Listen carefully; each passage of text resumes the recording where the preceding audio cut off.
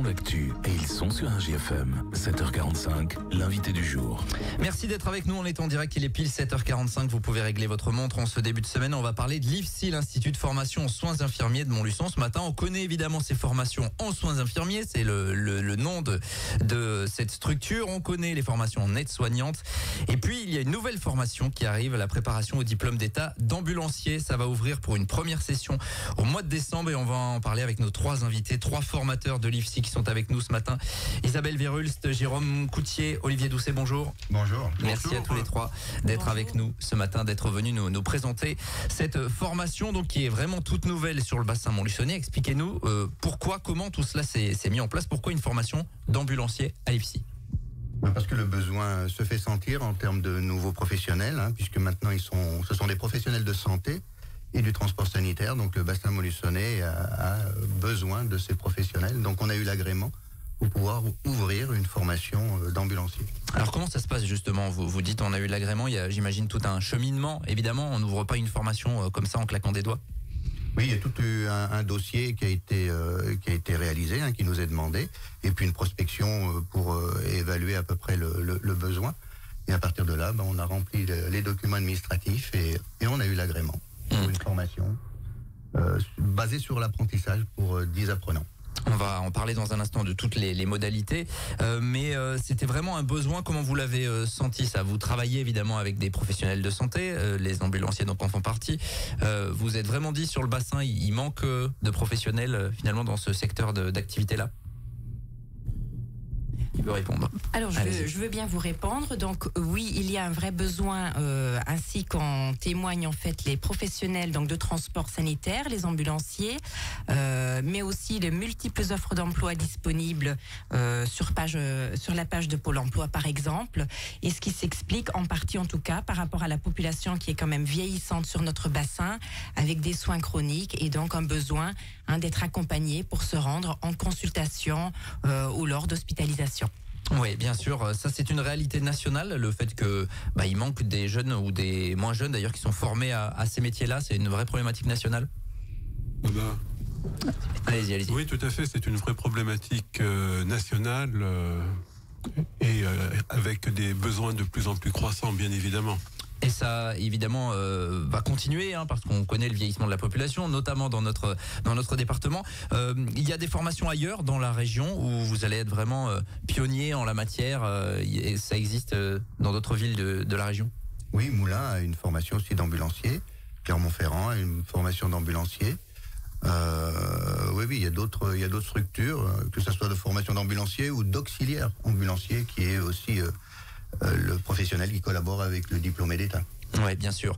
Important donc cette formation. Je vais déjà préciser qu'il y aura une rencontre lundi de la semaine prochaine, le 7 octobre, à l'IFSI, donc rue Pamparou. Évidemment, les Montluçonnais connaissent cette rue-là et cet établissement. Ça sera entre 10h et midi avec les entreprises de transport sanitaire, avec la Chambre de commerce et d'industrie. L'objectif sera quoi de présenter cette formation ?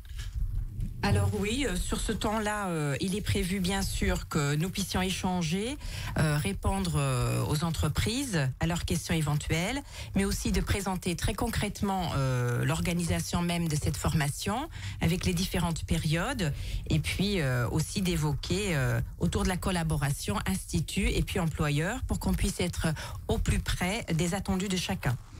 Bien sûr. Alors justement, sur les modalités de cette formation qui va ouvrir, la première session sera en décembre. C'est ça, pour la rentrée de 10 personnes qui vont rentrer en formation. Une première session donc en décembre, et puis on aura une deuxième sur juin 2025, si je ne me trompe pas, également avec 10 personnes. Sur les modalités, vous le disiez tout à l'heure, ce sera accessible en apprentissage et en contrat de professionnalisation. C'est important, et c'est là que toutes les entreprises du secteur peuvent jouer évidemment un rôle. C'est qu'il va falloir des entreprises pour accueillir ces stagiaires. Absolument.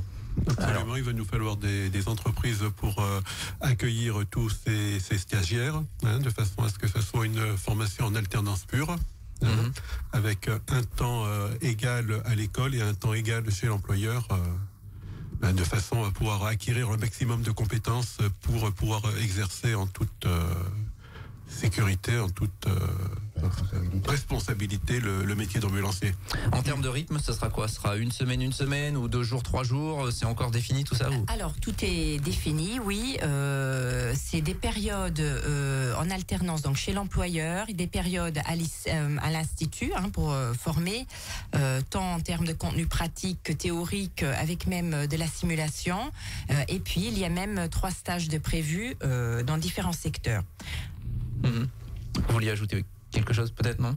Les 3 secteurs, c'est déjà chez le transporteur. Il y a un stage en entreprise, il y a un stage aussi en court séjour et un stage SAMUSMUR pour les 3 stages qui font partie de la formation. La formation dure combien de temps au total? Elle dure 12 mois. En alternance, elle dure 12 mois, avec de longues périodes chez l'employeur. Et c'est pour ça que d'ailleurs on a initié dans le cadre de notre programme déjà la formation aux gestes de soins d'urgence, de manière à faciliter et sécuriser leur intégration dans l'entreprise. Alors justement, le contenu, à quoi ça va ressembler finalement? J'ai du mal un petit peu à m'imaginer ce qu'un ambulancier, à quoi on va le former, parce que c'est assez large finalement, ce à quoi il doit toucher. Alors, il y a 5 blocs de compétences. L'ambulancier a 11 compétences.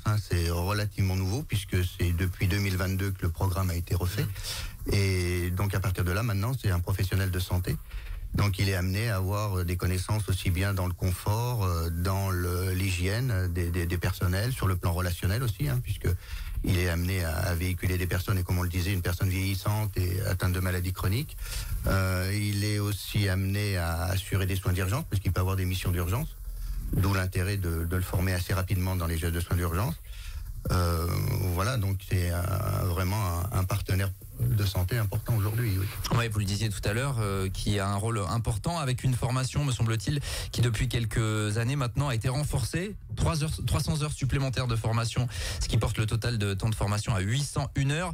Ça marque quelque chose quand même sur ce métier qui se professionnalise davantage. C'est comme ça qu'on peut le résumer? Oui. Absolument. Alors c'était déjà le cas bien sûr, mais... Oui. On lui reconnaît encore... c'est un professionnel à la fois du transport et puis de la santé. Sur les profils finalement qui sont attendus, qui peut postuler finalement, qui peut se lancer dans cette aventure-là? Dans les contrats d'apprentissage, c'est des personnes qui doivent avoir 29 ans révolus. Par contre, comme on a ouvert aussi au contrat de professionnalisation, il faut être simplement demandeur d'emploi et inscrit à France Travail. D'accord. Il faut avoir des aptitudes particulières ou alors est-ce qu'on peut vraiment partir de zéro entre guillemets? Il n'y a pas de vrai prérequis. Si on aime conduire et si on aime le contact avec les gens et le milieu de la santé, venez. Oui, c'est ça, se renseigner auprès de l'IFSI bien évidemment, parce qu'il y a cet aspect humain qui est évidemment très important dans ce métier-là. Oui, à ce sujet, tout comme les gestes et soins d'urgence qui sont prévus dès la première période de cours, il y a aussi les indispensables en lien avec tout ce qui va concerner la communication, mais aussi la législation qui sera abordée donc tout de suite. Et encore une fois, l'objectif, c'est de faciliter et puis sécuriser bien sûr l'intégration de ces apprenants en entreprise et puis en stage.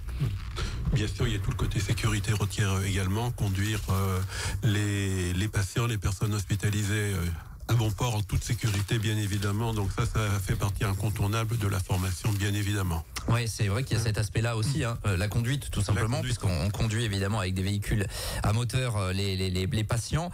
On rappelle donc qu'il y a cette session de formation, enfin cette rencontre avant les sessions de formation, ce sera le 7 octobre entre 10h et midi. Et important donc de lancer un appel aujourd'hui. On sait qu'on est écouté parfois dans les ambulances, effectivement, parce que c'est des gens qui passent beaucoup de temps en voiture et que la radio c'est évidemment quelque chose que l'on écoute en voiture. Important pour ces entreprises qu'elles jouent le jeu finalement, et c'est dans leur intérêt, parce que l'objectif c'est d'avoir des professionnels formés pour l'avenir. Absolument, l'objectif c'est d'avoir le maximum de personnel formé.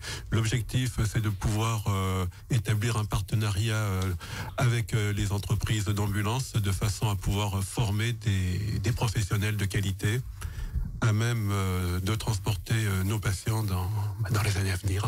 Ouais, c'est un enjeu majeur et donc vous venez répondre finalement à ce besoin-là. Sur les modalités d'accès, il y aura donc 10 places par session de formation. La première session de formation en décembre, la deuxième en juin. Comment tout ça va s'articuler? Comment va être fait le choix des candidats? Sur quels critères? C'est déjà aux employeurs de nous envoyer des apprentis, en fait. C'est parce que l'apprenant doit avoir une structure, doit avoir une entreprise comme support. Donc après, bien sûr, toutes les personnes sont les bienvenues et il faut se rapprocher de l'institut de formation. S'il y a une personne qui est intéressée par ce métier-là, mais qui n'a pas forcément d'entreprise, vous pouvez faire le lien, ou comme c'est un début, c'est pas forcément évident au départ. Comment ça va se passer? Alors je pense que la rencontre de la semaine prochaine permettra de tisser peut-être des liens avec nos futurs partenaires, donc les employeurs, et que évidemment si on a connaissance d'employeurs qui proposent des places pour des apprenants, on pourra mettre en lien, oui. Voilà, en tout cas, c'est une toute nouvelle formation pour devenir ambulancier à Montluçon, préparation au diplôme d'état d'ambulancier. Ça va démarrer en décembre, mais le recrutement va démarrer maintenant. Et puis surtout, les entreprises également sont appelées à se manifester. Il y a 10 places par session de formation. Ça commence donc en décembre pour la première session, en juin pour la deuxième. Si vous voulez avoir toutes les infos, pouvoir rencontrer les professionnels de l'IFSI, notamment, ce rendez-vous, c'est lundi prochain, le 7 octobre, de 10h à midi, dans les locaux de l'IFSI, rue Pamparou. On souhaite le meilleur, évidemment, à cette nouvelle formation. C'est toujours intéressant pour le bassin d'avoir une nouvelle formation qui débute sur le territoire. Donc on vous souhaite le meilleur. En tout cas, merci Isabelle Véruls, merci Jérôme Coutier, merci Olivier Doucet. En aparté, je voudrais dire que s'il y a des gens qui sont intéressés pour intégrer la formation, bien évidemment, ils peuvent commencer à venir retirer un dossier d'inscription dès maintenant auprès de l'IFA, donc à l'école d'infirmière, comme vous disiez tout à l'heure, rue Pamparou. Donc dès maintenant, et ce jusqu'au mois de novembre, pour ceux qui souhaitent intégrer cette formation, dès le 2 décembre. On peut d'ores et déjà y aller rapidement pour terminer. Bonjour à toute l'équipe. Bien sûr, qui nous écoute également ce matin. Merci à vous trois en tout cas, c'était une première en radio, c'est bien passé, pas de souci. Allez, donc formation devenir ambulancier, on rappelle cette réunion publique la semaine prochaine, 10h midi, ça sera lundi prochain à l'IFSI. Le numéro de téléphone, je l'avais tout à l'heure, je le redonne, 04 70 02 30 89. Merci à vous d'avoir été avec nous. Il est 7h57 et on est en direct. Merci à vous. Merci. Tous les matins, 7h45, l'invité du jour en direct sur RJFM. Retrouvez l'invité du jour en podcast sur rjfm.net et l'appli RJFM, mais aussi en replay vidéo sur YouTube et Facebook. RJFM.